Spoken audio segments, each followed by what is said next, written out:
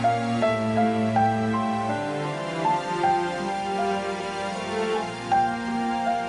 Asyong. Operation Ligaw is back.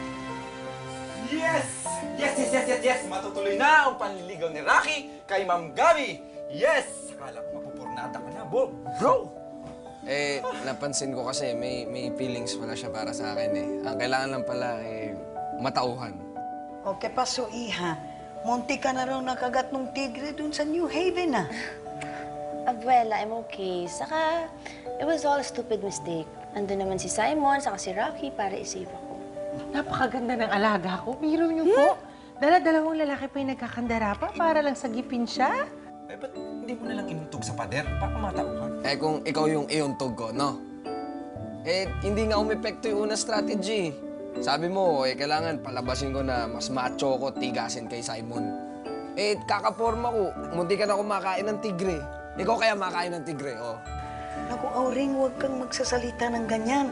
Baka meron pang mas malaking panganib na nangyari kay Gabi. Magpasalamat na lang tayo na nandito siya sa atin, safe and sound. Narinig mo yan, Aaron? Dalawa daw lalaki ang nakandara pa para sagipin ang anak mo. Ano pag ginagawa niyo yung dalawa dyan? Naluto ko na yung itlog tsaka yung karne norte. Tulungan niyo naman ako mag-ahin. Lutuin mo yung tosino doon! Magluto ka ng tosino! Yabang mo din eh. Basta ha, Rocky, ito lang ang masasabi ko. Ano? Ha? Yang kapalaran mo kay Ma'am Gabi, buenas yan na nagpakahiro ka sa kanya kahit napurnada. Kalahin mo, ha? Lagi kami bonus. Tol, lagi tayo nakakarni norte. Samantalang nung isang linggo, hindi tayo magkanda ugaga dahil naputulan tayo ng kuryente. Isipin mo yun, karni norte, kuryente. Well, anyway. We got to the bottom line kung bakit nalulugi ang Green Haven. Kasi masyado ng rundown na facilities natin doon. So, kailangan natin i-renovate ang buong resort. Kailangan niya ng complete facelift para maka-attract ulit tayo ng mga visitors. May punto ka dyan eh. Hi, Rocky! Pandesal for you, oh. Oh, ulit. Thanks. Salamat, ha? That's it? Just a thank you? I don't even get a kiss? Kiss daw. Kiss daw. Nako, Milet. Kasi ganito yun eh. Ha? Ayokong saktan ka. Alam mo naman na meron akong ibang gusto, hindi ba?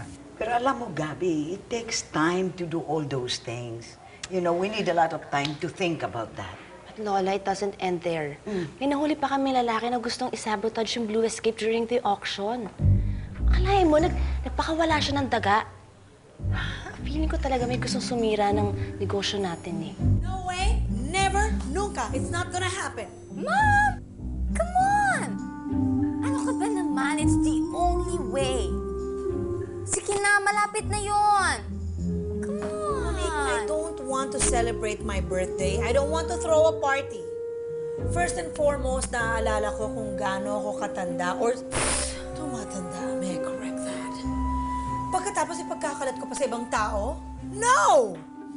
Oh my gosh. Are men really that dense? Habol ng habol sa mga taong ayaw naman sa kanila. Eh, may iba naman dyan na mas bagay sa kanila, di ba? Ganyan talaga kami mga lalaki, Milet. Kapag ang babae, habol ng habol, takbo pa rin kami ng takbo. Kaya kung ikaw, babae ka, at dense ka, maiintindihan mo yan. Tama. Kaya ikaw, Milet, ha? Ikaw, hindi ka ba napapagod sa kakatakbo? Habang ako ay habol ng habol sa'yo? Fine. I'll eat pandesal myself na lang. Total, hindi nyo naman na-appreciate eh. Teka lang. Pandesal na. Pandesal nyo? Oo nga naman. Sorry nakalimutan ko eh. Sayang yung karne norte tsaka yung tosino. Oo, sorry. Tsaka, hindi... Ayan oh. Lukin mo ah. Salamat. Sino naman ang gustong magsira ng negosyo natin? Wala naman tayong kaaway na kompetisyon sa mga negosyo natin. Exactly. Eh, malakas ang kutob ko. Si Tita, may pakana ng lahat eh. Ever since talaga, I never trusted her, especially Monique. Mom! It's the best excuse to invite your suitor. to thank him for his gift. Diba? Pwede rin natin siya paimbestigahan kung malinis ba talaga yung intensyon niya for you. And besides, ilan lang ba ang okasyon na meron na ikaw ang undisputed star? Naku, mali ka siguro dyan, Gabi. Imagine, si Araceli ang nagbalik sa amin sa iyo ng papa mo. Pero kung tama ang iniisip mo, kung si Araceli nga, kasama siyang babagsak sa negosyo bago bumagsak ang mga Barrinuevo. Well, we have to know kung saan siya nakatira so we know where to send the invite. Wait, Mom. Ta-da! You have it.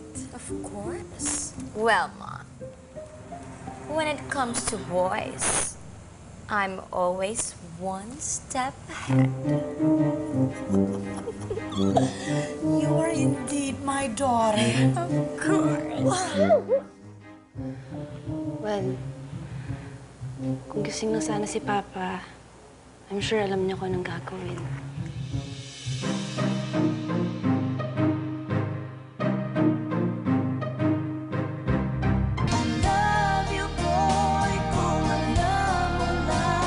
Oh, ayan. Yan, ha? One for you. One for you. Okay. Oh, ito. Ikaw, wala pa? Okay. Wow! Georgie, believe ako, ha? This time, ensemada. Impressed ako. Alam mo kasi, si Rocky, maraming naiuwing pera. Eh, siyempre, nakaluluwag naman akong bumili ng masasarap na ensaymada para sa mga bata. Yung pala, kung ganyan na medyo maluwag-luwag na kayo, edi bakit hindi na lang doon sa lugar mo? Doon na lang magbigayan ng pagkain, magpa-party doon. Isa naman pumupunta tayo dito sa mga sulok-sulok.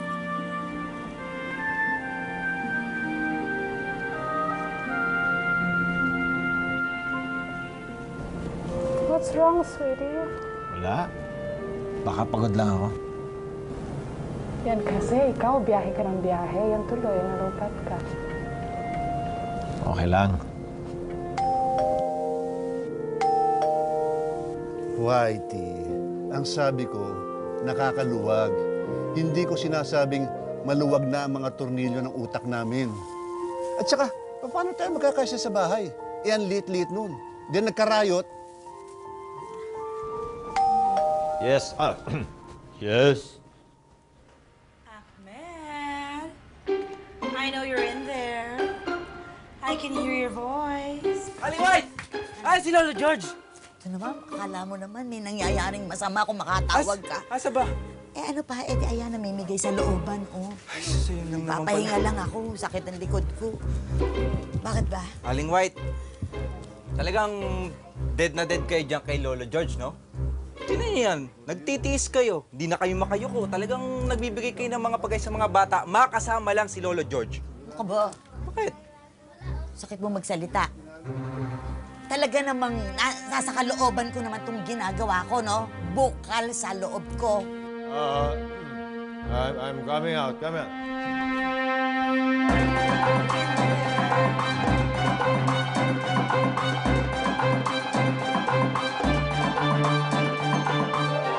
Alam mo, maliit pa kayong mga bata, inampo na kayo ng Lolo Georgie nyo.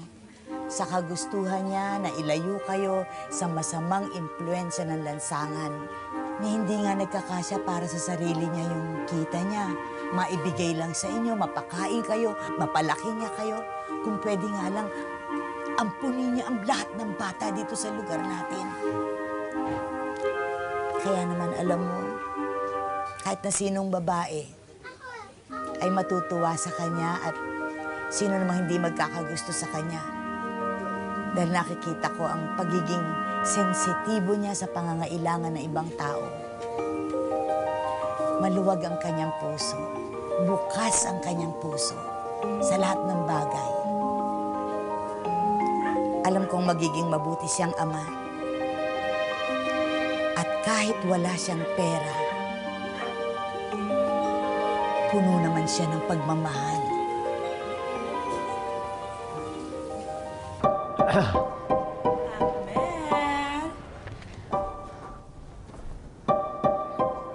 Ay! Sa loob ka. Sa loob ka lang. Sige na. Saka lang, babalik ka.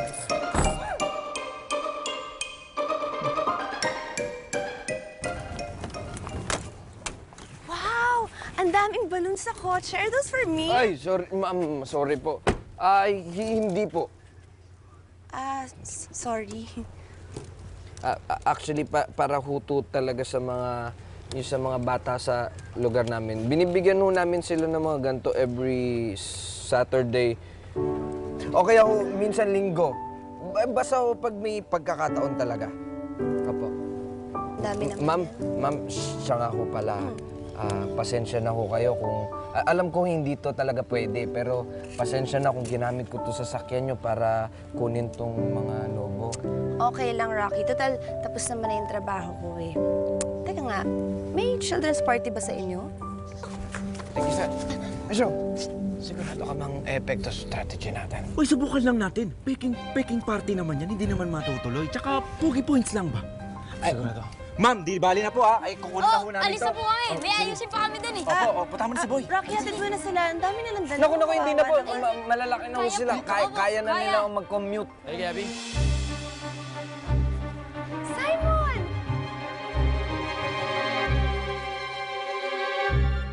Bukas sa My Driver, Sweet Lover. Si Simon, tuloy-tuloy ang the moves kay Gabby. Gabby, matanong ko lang, okay lang ba, ano ba mga dislikes mo? Siguro pareho lang sa dislikes ng mga ibang girls.